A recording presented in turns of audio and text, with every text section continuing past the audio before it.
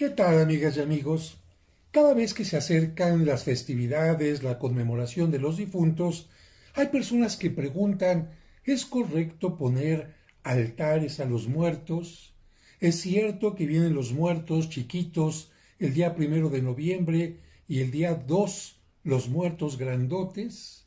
¿Es cierto que necesitan alimentarse porque en el más allá no se les ofrece ningún alimento?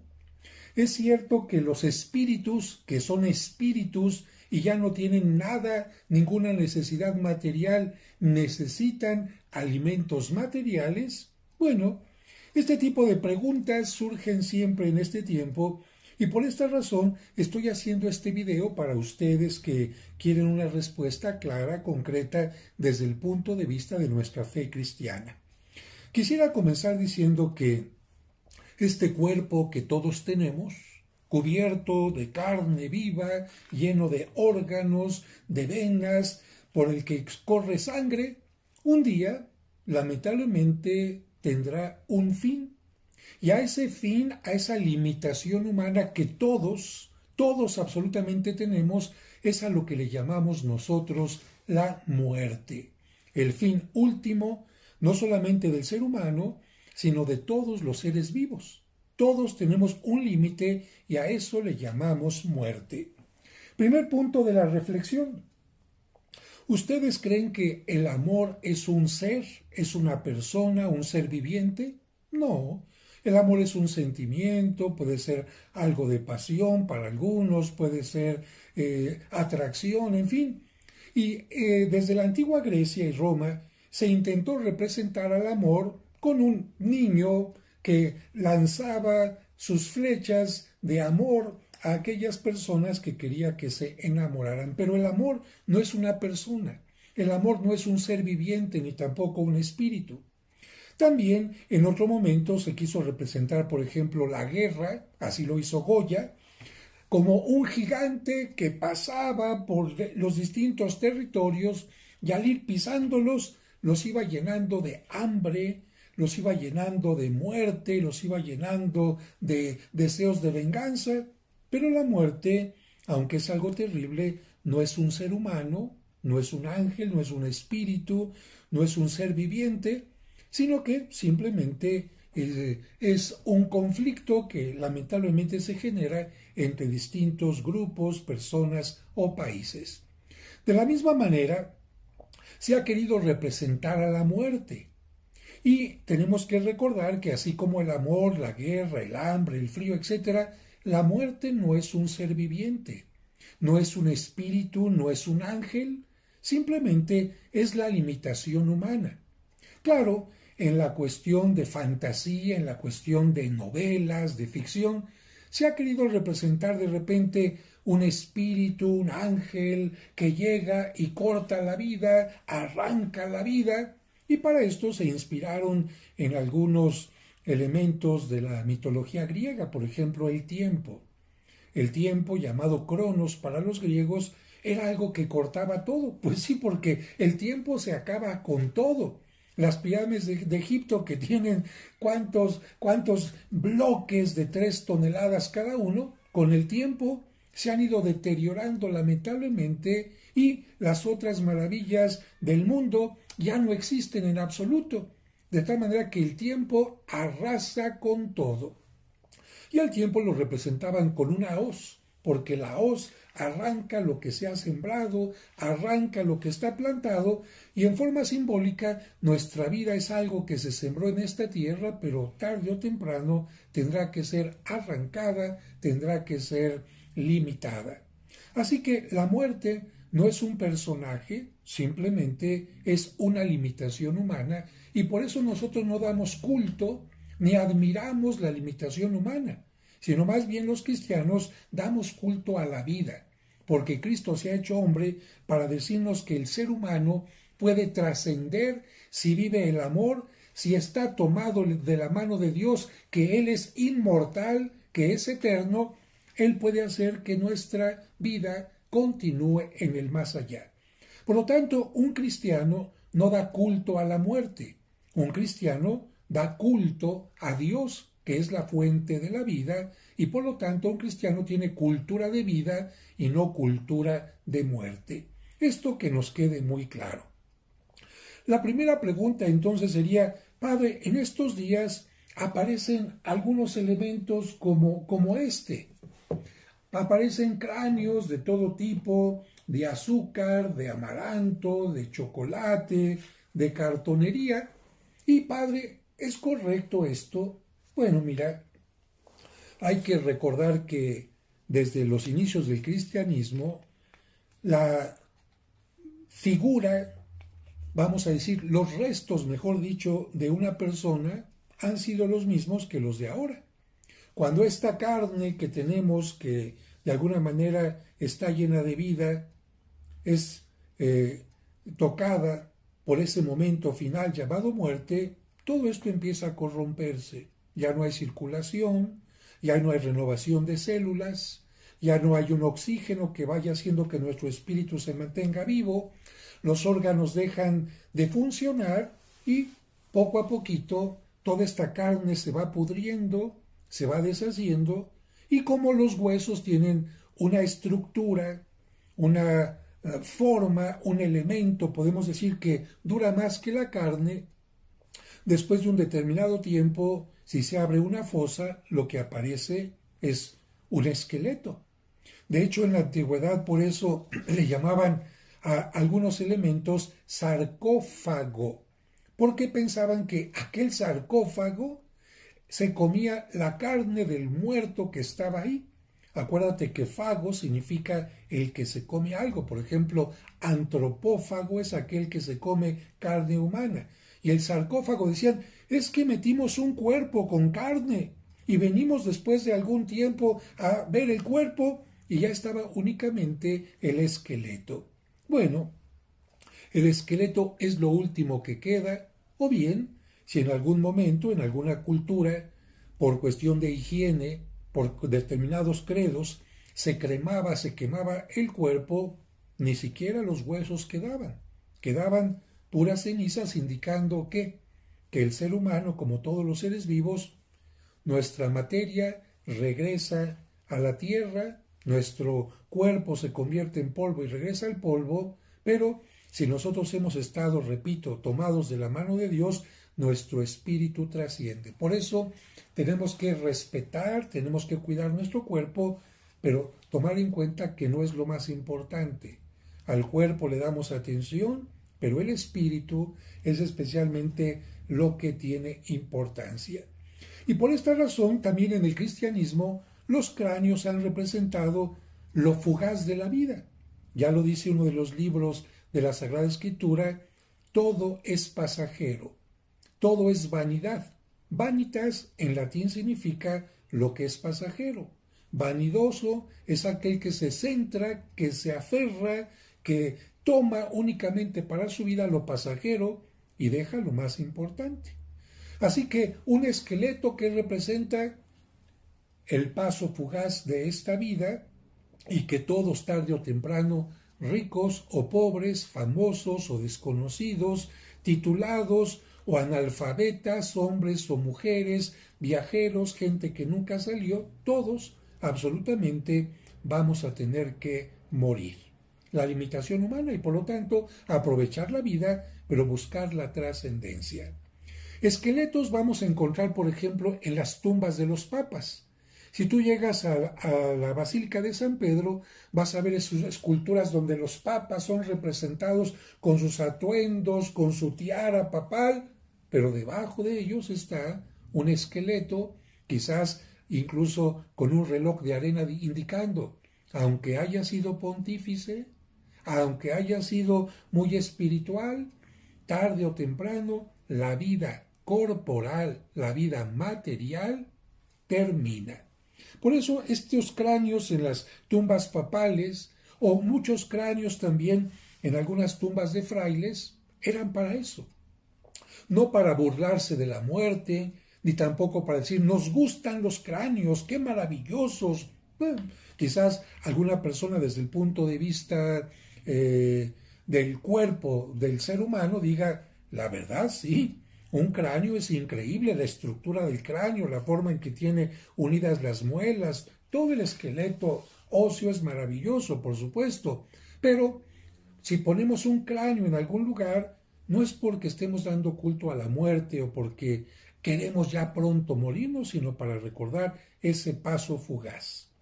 Y en este sentido, si alguien utiliza un cráneo en este tiempo o en cualquier otro para recordar el paso fugaz de esta tierra, no hay ningún problema. No tenemos absolutamente ningún problema. Algunos especialistas dicen que estos cráneos tan embellecidos, así como este, que tiene flores y colores, y las catrinas y todo eso, no es otra cosa sino, de alguna manera, disimular el miedo, que el respeto que todo mundo tiene a la muerte. Porque si tú le preguntas a cualquier gente, la mayoría tiene miedo a la muerte. No quiere morirse, y qué bueno, pero tienen miedo a la muerte. Y a veces el miedo, cuando se disfraza un poquito de algo jocoso, de algo divertido, de algo no tan terrible, bueno, ayuda a que no sea tan doloroso ese momento. De hecho, también las tumbas que tenemos en los panteones, bueno, si tú te fijas, debajo de cada tumba que hay, aunque suene muy fuerte, hay podredumbre, un cuerpo que se está pudriendo. ¿Y qué es lo que hacen los seres queridos para que esa realidad no sea tan terrible? Bueno, le ponen una pieza de mármol, una cruz bonita, un ángel, una imagen, porque en el fondo este tipo de elementos indican por una parte que la muerte no es el final, pero también de alguna manera se dice es que la muerte es muy dramática, muy violenta, me afecta mucho y prefiero no hablar de ella directamente o no tener elementos que me recuerden ese momento tan doloroso que todo mundo, repito, tendremos que pasar. Pero la muerte desde el punto de vista cristiano, también los artistas plásticos la han representado en formas como esta. Mira, tengo aquí esta escultura de el niño Dios. Fíjate qué interesante escultura, ya subí un video explicando el origen de todas estas imágenes en el tiempo del barroco, pero en este caso solamente quiero pedirte que veas este elemento. Hay un cráneo, que representa el cráneo, la muerte. Pero sobre la muerte, sobre esto que no tiene vida, ¿qué hay? Un niño que está vivo. Un niño que además no tiene miedo. Si tú te fijas en la carita de este pequeñito, no es un niño que tenga miedo, sino es un niño que tiene tranquilidad, que tiene paz, que de alguna manera tiene un sueño de tranquilidad. ¿Y qué representan estas esculturas? Representan a Cristo, que desde que se hizo hombre vino a dominar, a vencer, a tener triunfo sobre la muerte. Como diciendo, para mí, aunque la muerte será parte de mi vida porque me he hecho humano, la muerte, aunque sea dolorosa, aunque sea que pase por una enfermedad, alguien, aunque sea que alguien pase por un atropellamiento, por situaciones que a los vivos nos afectan, una vez que llega la muerte, Cristo nos dice, la muerte no es el final. La muerte es vencida, la limitación humana es vencida porque Dios nos quiere dar parte de su poder ilimitado.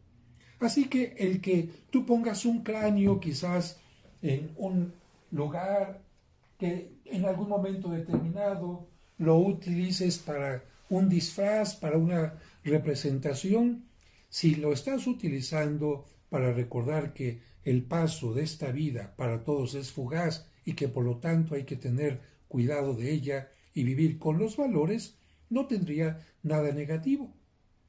Fíjate, y con esto termino antes de empezar a leer esta parte y tocar el tema que les he mencionado, que en los carnavales antiguos, bueno, habían carruajes y comparsas que pasaban hablando de la lujuria, de la gula, de la avaricia, todos los pecados capitales, todo aquello que el ser humano puede hacer para buscar únicamente placer e incluso, lamentablemente, corromperse.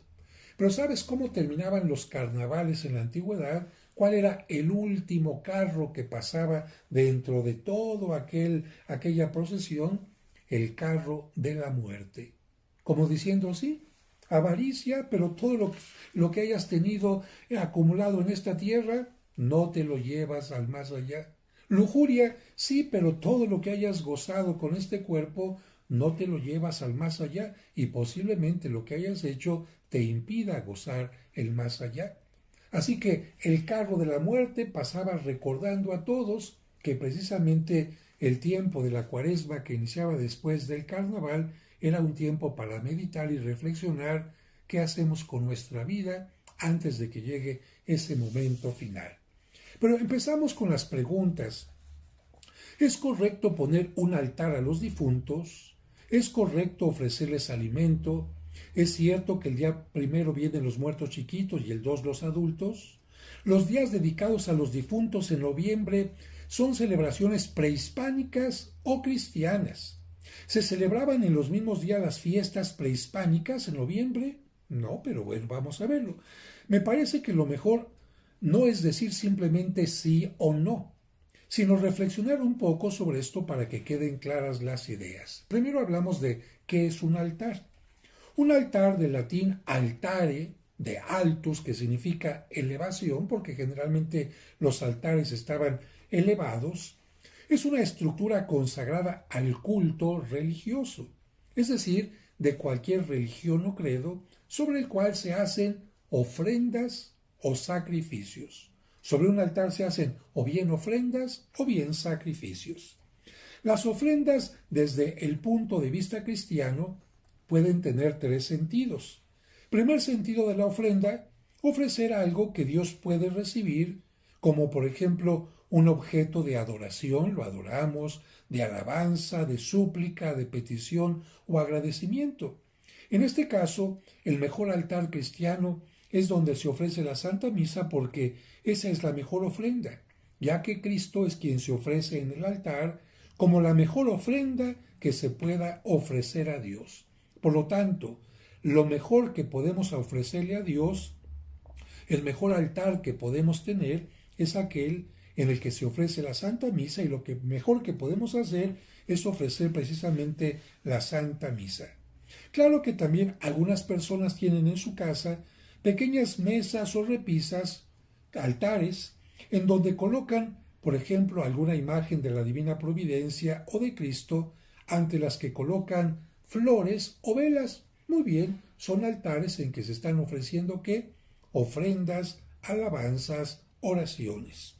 Segundo sentido de la ofrenda cristiana. Ofrecer algo que nos recuerda en este altar el ejemplo o intercesión que la Virgen María y los santos tienen hacia nosotros. Una forma de veneración, fíjate, pero nunca como adoración, porque a los ángeles, a los santos, a la Virgen María no se les adora, solamente se les venera. A Dios solamente se le puede adorar. Este ejemplo de altares, por ejemplo, son mesas o repisas con imágenes de la Virgen María, de los santos, a los que se les pueden poner flores, veladoras o incluso pequeños incensarios. Tercer sentido de la ofrenda.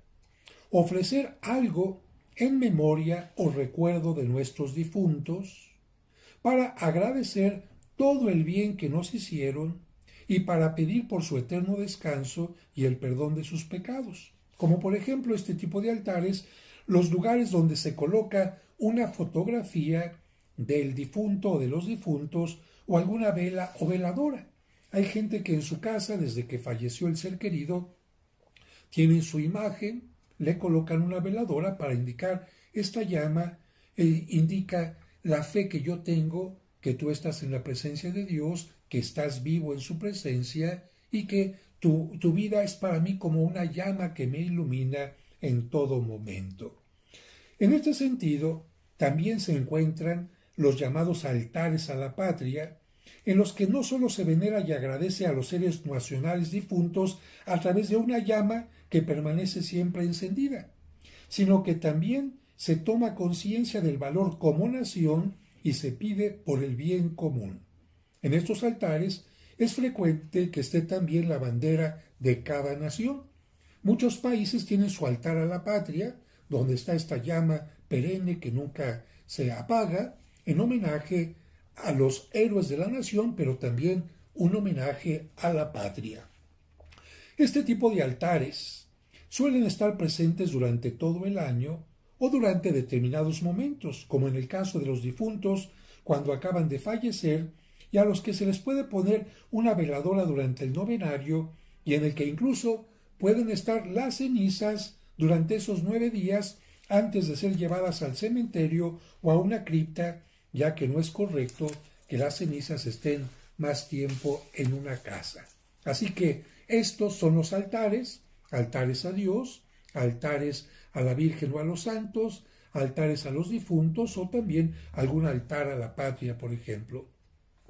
Habiendo entendido lo que son los altares, vamos ahora a ver lo que implica desde el punto de vista cristiano. Respetamos todos los credos, pero desde el punto de vista cristiano, ¿qué significaría poner un altar a los difuntos en los días especiales dedicados a ellos? Punto 1. La fe cristiana nos dice que cuando mueren, dejan definitivamente este mundo, este plano terreno, y después de tener un juicio personal de parte de Dios, entran a planos totalmente distintos. Ya no están en este mundo. Dejan totalmente este mundo para entrar a 3 planos distintos, a alguno de ellos que son: A. Si murieron con algunos pecados que deben de purificar, van al llamado purgatorio, en donde con la ayuda de Dios, la intercesión de los santos y nuestra, se purifican para poder llegar totalmente limpios y puros ante Dios.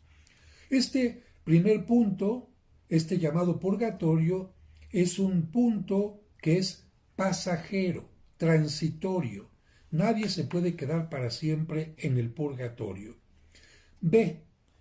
Si las personas murieron en gracia completa, sin pecados, van a lo que llamamos popularmente cielo, a la presencia de Dios para gozar eternamente, por lo tanto para siempre, de aquí ya no pueden salir, eternamente del amor, el bien y la paz.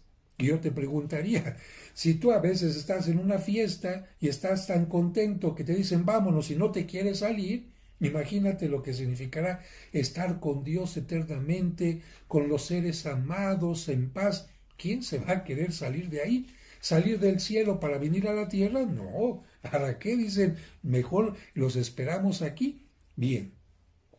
Tercer punto, inciso C. Si las personas murieron habiendo rechazado a Dios, fíjate, las personas murieron rechazando a Dios y la posibilidad de salvarse, van a lo que se llama comúnmente, popularmente, infierno, que no es otra cosa que vivir eternamente sin Dios y todo lo que Él representa, como el amor y la paz. Este es un lugar también definitivo. Del infierno no se puede salir. Del infierno no se puede pasar al purgatorio o al cielo. El único estado de los 3 que he mencionado que es pasajero es el purgatorio y siempre va en ascenso hacia el cielo. Por lo tanto, habiendo entendido esto, que al dejar definitivamente este mundo, en el que por tener un cuerpo limitado necesitamos comer, beber y muchas cosas más, cuando los difuntos llegan a la presencia de Dios, ya no necesitan alimentos ni bebidas terrenales, porque ya no están sujetos a las necesidades de un cuerpo. Así que, Padre, es que mi difunto, ¿dónde comerá? ¿Tendrá que venir a comer todos los días? Los espíritus en la presencia de Dios, los seres humanos en la presencia de Dios, ya no necesitan venir a esta tierra a recibir ninguna cosa material de las que los vivos sí necesitamos. Vamos al siguiente punto. Este pensamiento cristiano de trascendencia es totalmente distinto a otras creencias sobre los espíritus de los muertos que afirman estas cosas. Fíjate, lo que nosotros creemos, el paso a la presencia de Dios, no necesidades materiales, es totalmente distinto a estos puntos que te voy a mencionar. Algunos dicen que los difuntos se quedan para siempre tristes, con sentimiento de abandono en los panteones, esperando que sus seres queridos vayan a visitarlos a su tumba. Por lo tanto, los panteones están llenos de muertos, de espíritus de muertos ahí. No han dejado este mundo, están ahí, solos, abandonados en los panteones. Segundo punto, otra creencia. Algunos creen que se quedan para siempre tristes y metidos dentro de una urna de cenizas, esperando que sus seres queridos les platiquen y les den un lugar en la casa. Hay gente que tiene la ceniza y piensa que ahí está su ser querido escuchándolo, que esas cenizas tienen oídos, que esas cenizas tienen corazón, que esas cenizas... No, ¿qué son esas cenizas? Restos. ¿Dónde está el ser humano? En la presencia de Dios. Tercera equivocación desde el punto de vista cristiano. Hay gente que dice que se quedan para siempre en este mundo porque se aferraron mucho a él y a sus seres queridos. Es decir, se quedaron atrapados en este mundo porque no se quisieron ir. Bueno, cada quien sus ideas. Cuarto punto, equivocado. Hay quien dice que se quedan para siempre en este mundo y que los malos, al pegarse a algunas personas, hacen que les vaya mal. Y los buenos, al pegarse en algunas personas, hacen que les vaya bien. Por ejemplo, algunas personas me han dicho que algunos de la santería dicen, ¿sabe qué? A usted le está yendo muy bien porque trae pegado un espíritu de un muerto bueno. Ah, pero a usted le está yendo muy mal porque tiene pegado un espíritu de un muerto muy malo. ¿Y qué es lo que hay que hacer? Hay que despegar ese muerto. Y al que es bueno hay que mantenerlo bien, bien pegadito y por eso hay que hacer determinados rituales. Cada quien sus creencias, esto no tiene nada que ver con lo que nos dice la Biblia y lo que dice nuestra fe. Otra postura. Hay quien dice que se quedan para siempre en este mundo como un castigo de Dios porque obraron mal. Entonces Dios los castiga y se quedan aquí para siempre. Ni al infierno, ni al purgatorio, ni al cielo, sino que aquí en la tierra se quedan. Esto no lo acepta la Iglesia. Casos como por ejemplo el de La Llorona, que mucha gente inventa este tipo de cosas y ya. Y aquí también hago otro punto 6. Hay quien dice que se quedan para siempre en este mundo o regresan para vengarse de quienes les hicieron daño. Imagínense lo que significaría esto, que Dios les permita que regresen a vengarse, a hacer el mal. Bueno, yo creo que esto de ninguna manera es coherente con nuestro pensamiento cristiano. Alguna persona me ha dicho, oiga padre, pero entonces, ¿por qué en algún lugar se pueden ver como las figuras de algunas personas? Y yo lo que les digo, mira, tú cuando ves una película, por ejemplo, de Pedro Infante, que ya murió, y la ves en el cine, ¿crees que es Pedro Infante el que está ahí? No, padre, pues es su imagen que la tomaron, que se quedó grabada en una cinta y al proyectarla ahí se ve. Bien, no es Pedro Infante. Tú cuando vas a un lugar y de repente se quedaron las voces, por ejemplo, en una escuela y se oye como eco de los niños que están jugando, gritando. ¿Tú crees que se quedó el espíritu de los niños ahí en la noche? No, es el eco que se quedó. Bien, la gente que estudia parapsicología nos dice que a veces las personas pueden dejar parte de su energía, pero no es su espíritu, no son ellos, y que esta energía de alguna manera la podemos ver nosotros si es que tenemos determinadas capacidades para verlo, pero no son seres humanos. A eso es a lo que se le llama fantasma. No son personas, son simplemente como visiones de seres que por lo mismo no se ven nítidamente. Se ven simplemente como transparentes, como la sombra, como una silueta, pero nunca se ven como una persona de carne y hueso. Hay quienes dicen que por su propia cuenta regresan en ciertos días del año para espantar y hacer maldades. Y finalmente, aquí en México, la tradición prehispánica mencionaba que sólo quienes morían en sacrificio a los dioses o en relación al dios Tlaloc y al agua, como por ejemplo las inundaciones, iban al paraíso, al Tlalocan, una especie de paraíso donde estaba el dios Tlaloc, pero todos los demás iban al Mictlán, lugar de los muertos, lugar oscuro y de abandono, donde solo se les permitía salir cada año, fíjate bien, durante el mes de agosto. La gente que dice ser muy prehispánica, de seguir las creencias prehispánicas, hay que recordarles. Según el calendario prehispánico, los difuntos podían salir el mes de agosto. ¿Por qué en esa fecha? Porque era la fecha de la celebración de las cosechas del año. Y como los vivos habían cosechado y tenían alimentos suficientes, los podían compartir con los difuntos que podían salir del Mictlán por turnos, por turnos. Los niños podían salir toda la primera mitad del mes de, repito, agosto, 15 días. Y los adultos la segunda mitad de agosto, no solamente un día, sino la mitad del mes.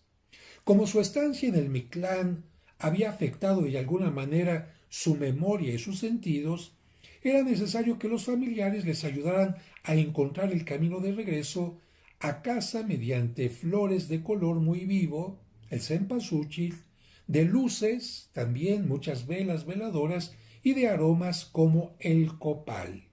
Y aquí, bueno, uno diría, pero si en todos lados ponían flores de colores y en todos lados ponían veladoras y en todos lados ponían incienso, ¿cómo le hacían los difuntos para no confundirse? En el fondo, esta mentalidad bien pensaba que conocían el regreso a casa. Pero ¿qué pasaba si los familiares se cambiaban de casa? Ándale, un buen punto. Ay, padres, nos cambiamos de casa. Entonces va a llegar el difuntito a la otra casa, a la casa equivocada. Bueno, aquí son cosas que solamente comento, pero respeto, por supuesto, las ideas de cada persona. Los vivos colocaban dos tipos de altares.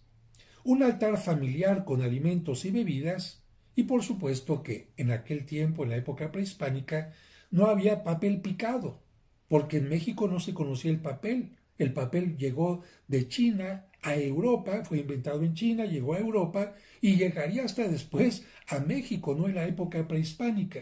En México, si acaso, existía una especie de papel, como el papel amate, pero esto del papel picado no es cuestión prehispánica.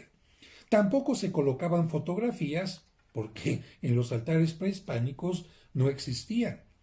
Un altar comunitario también se levantaba, y esto me parece bonito, porque este altar comunitario se ofrecía a los difuntos que ya no tenían ningún familiar vivo que pidiera por ellos. Esta es una realidad. Hay personas que no tienen descendencia, ningún familiar, ningún amigo, se mueren, si acaso los sepultan por piedad algún vecino o quizás el gobierno, pero después no hay quien les vaya a poner flores en su tumba, ni nada, ni a orar por ellos. Y por esta razón, en aquel tiempo había un altar comunitario.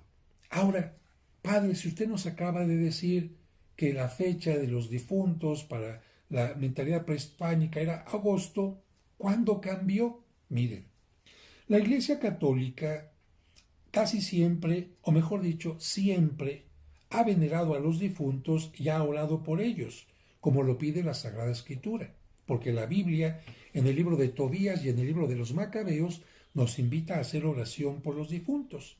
Por eso, todos los días en todas las misas, siempre hay un momento para pedir por ellos. Después de la consagración, hay un momento de oración en el que se pide por los difuntos. Sin embargo, hacia el año 998, en una abadía, en un convento en Cluny, en Francia, San Odilon tuvo la idea de dedicar 2 días especiales para los difuntos, idea que se fue extendiendo poco a poco y para el siglo XIV Roma, el Papa, extendió esta idea a todo el mundo. El día primero, de acuerdo a lo que celebramos los cristianos, lo que conmemoramos, el día primero se recuerda a los difuntos que ya están en la presencia de Dios totalmente purificados. Y como a quienes ya se encuentran con Dios, a todos los que ya llegaron con Dios se les llama santos, a este día se le llamó la fiesta de todos los santos. Si mi abuelita ya está en la presencia de Dios, ya es una santa. Si el hijo de alguien que murió ya está en la presencia de Dios, es un santo. Aunque no esté en el santoral cristiano, todos los que están ya en la presencia de Dios son santos. Por lo tanto, en este 1 de noviembre es una fiesta y se agradece a Dios por su amor porque les permite gozar de la gloria y festejamos también que nuestros familiares y seres queridos ya estén con Dios. Es un día de fiesta, 1 de noviembre. En cambio, el día 2 se recuerda a los difuntos que aún no llegan a la presencia de Dios porque se están purificando en el purgatorio. Por lo tanto, el día 2 no es día de fiesta como el anterior, sino más bien un día de mucha oración y de ofrecer la Santa Misa por nuestros difuntos. Por eso al día 2 se le llama Día de los Fieles Difuntos, de los que creyeron en Dios y ya han dejado esta tierra, pero aún no alcanzan la gloria definitiva. Haciéndote una síntesis de lo que acabo de decir, la Iglesia tiene 3 grupos. Iglesia militante, de militar, de el que lucha, el que combate, todos los vivos que estamos en esta tierra. Iglesia purgante, los que ya murieron y están en el purgatorio. Iglesia triunfante, los que ya murieron pero están ya en la presencia de Dios. Estas ideas tienes que tenerlas muy claras. Lamentablemente, algunas personas por falta de información o reflexión mezclaron ideas cristianas con ideas prehispánicas, haciendo que apareciera lo que se conoce como sincretismo, elementos de ambas partes que en realidad no pueden ser reconciliables. No se puede reconciliar un pensamiento con otro, aunque así lo parezca. En cuanto a los días, primero, pasaron los días de difuntos de agosto para la gente prehispánica para noviembre. Cuando llegó el cristianismo a nuestro país, con la conmemoración del día 1 y 2 de noviembre, mucha gente pasó su fiesta o su tiempo de difuntos de agosto, dijeron, pues vamos a pasarlo para noviembre. Y en lugar de que fuera todo el mes de agosto, dijeron, pues vamos a adaptarlo a los 2 días que se celebran en la Iglesia Católica. Y de esta manera empezaron a creer que el día primero era el Día de los Muertos Chiquitos. Toda la quincena primera de agosto dijeron, la metemos en el día primero. Y toda la quincena segunda del mes de agosto la metemos en el día 2, que evidentemente, como te das cuenta, tenía y tiene un sentido totalmente distinto para los católicos. Entendiendo esto, ahora sí podemos entender también que hay distintas maneras de ofrecer altares, porque la pregunta es, ¿puedo ofrecer un altar a los difuntos? ¿Puedo ofrecer un altar a la muerte? Bueno, más allá de las creencias religiosas, vamos a hablar en primer lugar de los altares culturales o artísticos. Fíjate, altares culturales o artísticos, porque aquí no se da ningún culto a ningún credo ni nada, porque hay quien simplemente los pone como un elemento decorativo o artístico, por lo que podemos verlos incluso en museos o en lugares donde no se profesa ninguna religión. Ahí lo que importa es la forma, el papel picado, los colores, la parte estética. No les interesa la parte religiosa para nada. Lo que importa, como te he dicho, es la belleza, la riqueza de los elementos, el papel picado, el aserrín, las velas adornadas, las vasijas de barro vidriado y muchas cosas más. Esos serían los altares culturales o artísticos. Esto lo puede poner cualquier gente independientemente de su credo. Ahora, altares basados en la fe prehispánica, no altares católicos, basados en la fe prehispánica. como las personas que creen que los difuntos han vivido en soledad, tristeza y hambre durante todo el año en el Mictlán, y es la única ocasión en estos días en que pueden alimentarse, pues hay que ponerles para su visita todo tipo de alimentos en abundancia y marcarles el camino para que no se pierdan, no se vayan a quedar con hambre y se vayan a extraviar. Este tipo de altares, basados en la fe prehispánica, lleva consigo, diría yo, una cierta decepción sobre la vida, porque no obstante las buenas obras de quienes murieron, el esfuerzo de ser mejores, etc., terminan en el abandono, en el Mictlán, lejos de Dios de amor y esperando cada año poder regresar con tristeza, con angustia, a la tierra. Poner un altar de este tipo, bueno, a mí se me hace muy triste. Y vamos entonces finalmente al altar cristiano. Este altar puede conjugar la parte artística con la parte de la fe. La parte artística, pues el papel picado, los colores, los distintos niveles, las imágenes e incluso las calaveras de azúcar o amaranto para recordar que todo en esta vida es fugaz y pasajero. Pueden ser altares bellos con múltiples elementos, pero son creados para reafirmar nuestra fe en la resurrección, en que nuestros difuntos han trascendido este mundo y se encuentran, o bien en camino, en el purgatorio, o han llegado ya a la meta definitiva, que es el amor de Dios y el gozo eterno. Por lo tanto, los altares cristianos tienen que ser altares que hablen de agradecimiento a Dios por todo lo que Él les dio a nuestros difuntos en esta tierra y porque los llevó a su presencia. Y también un agradecimiento a los difuntos, a nuestros seres queridos, por todo el bien que nos hicieron. Deben de ser altares llenos de luz y color, porque Cristo es la luz del mundo, y porque también nos pidió que fuéramos luz para los demás. Son altares que pueden tener un poco de sal, para significar que nuestros seres queridos fueron sal que dio sabor a nuestra vida, o también agua para indicar que fueron bautizados. Recordemos que Cristo dijo, ustedes deben de ser sal de la tierra y luz del mundo. Por eso el día de nuestro bautismo se entrega una vela a nuestros padres para que nos las entreguen el día de nuestra primera comunión. Por eso cuando vamos a renovar nuestra fe también en la confirmación, llevamos una vela. Y cada vez que inicia un mes ponemos una vela encendida para indicarle a Dios nuestra fe y que queremos ser luz del mundo.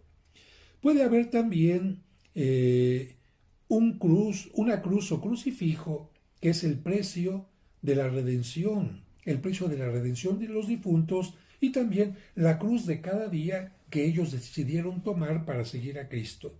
Y en el campo de los signos pueden entrar también sus fotografías para indicar que los recordamos y extrañamos. Las flores, signo de sus buenas obras, signo de alegría por su resurrección y también signo de que como las flores, también nosotros nos marchitaremos y tendremos un final, pero no triste, sino lleno de esperanza, porque como las flores antes de marchitarse, alegraron el mundo con su color y perfumaron el mundo con sus aromas. Un signo más, pero signo.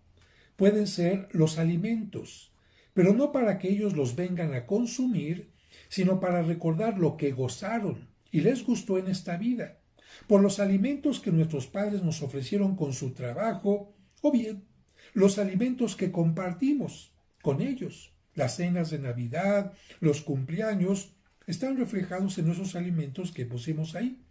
Y puesto que son cosas simbólicas, ya que no vienen a alimentarse de ellos, no tienen que ser platos abundantes ni vasijas grandotas, porque se desperdiciarían, a menos que los pusiéramos solo un momento como ofrenda, como agradecimiento, y luego los compartiéramos en familia, recordando cuando convivíamos con ellos.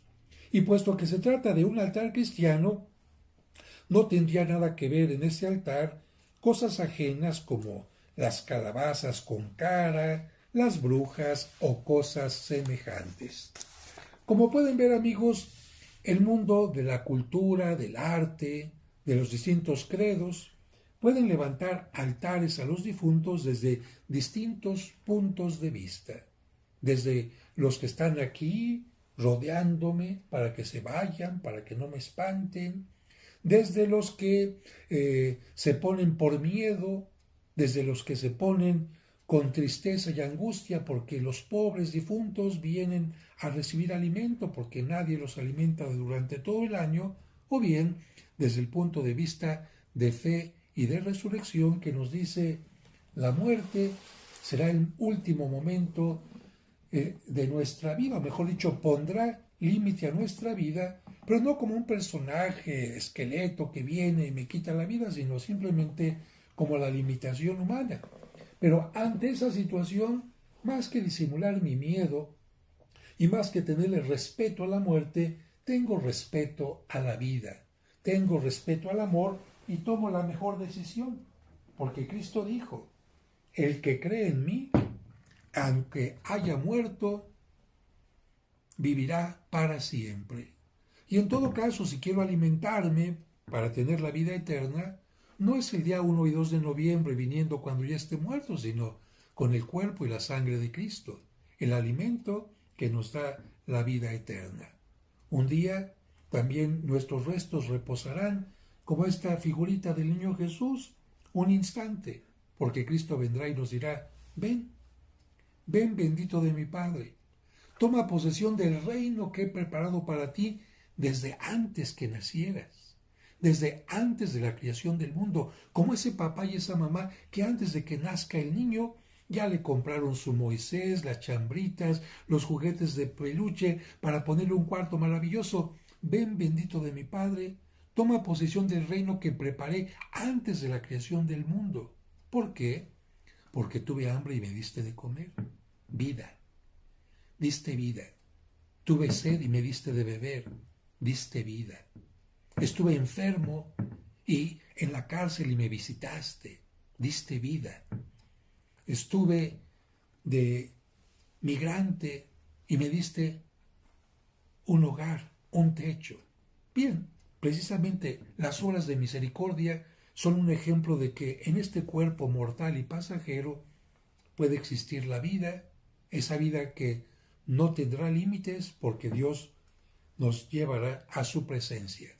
Espero que les haya gustado este video, compártanlo por favor, pónganle like para que tenga más fuerza en las redes sociales y seguiremos comentando otras cosas a través de este canal. Que Dios les bendiga y decimos a nuestros hermanos difuntos, dale Señor el descanso eterno y luzca para ellos la luz perpetua. Los fieles difuntos, por la misericordia de Dios, descansen en paz, así sea.